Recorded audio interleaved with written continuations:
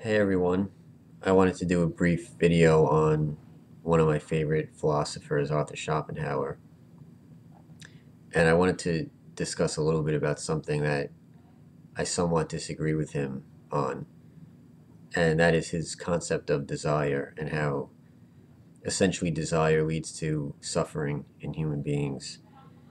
So his basic concept is that when you desire something, let's just take food for instance, you're striving now towards attaining that goal. So if you're striving for it, you're suffering because you don't have what it is you're actually desiring.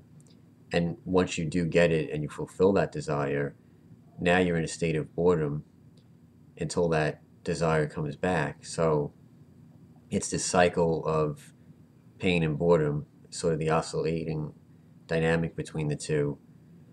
And I think though what he misses is that cycle is actually what makes life worth living and gives any kind of meaning to our lives on a personal level.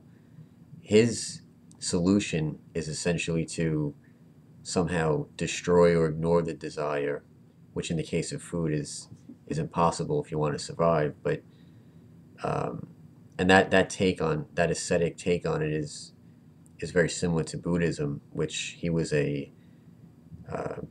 a follower of and an advocate of. However, I think that the solution to it, or the correct solution to this concept of desire is to go in the opposite direction and lead a more hedonistic lifestyle. And that way, because you're so preoccupied with fulfilling the desire that you have in that moment, you get caught up in that, and that sort of takes your mind away from the suffering of the world or even the suffering that desire itself may cause. So instead of letting the desire itself get the best of you by fulfilling it constantly, you sort of now get the best of the desire itself.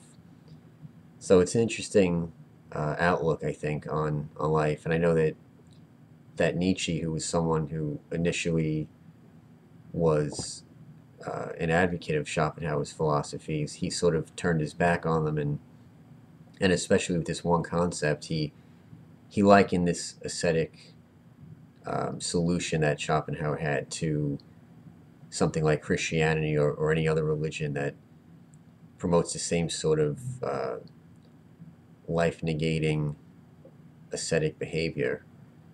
Um, and so he also promoted a more hedonistic approach towards it.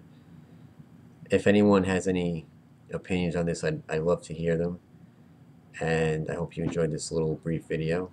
And I will be back hopefully shortly to post something else as soon as I get a chance to. Thank you.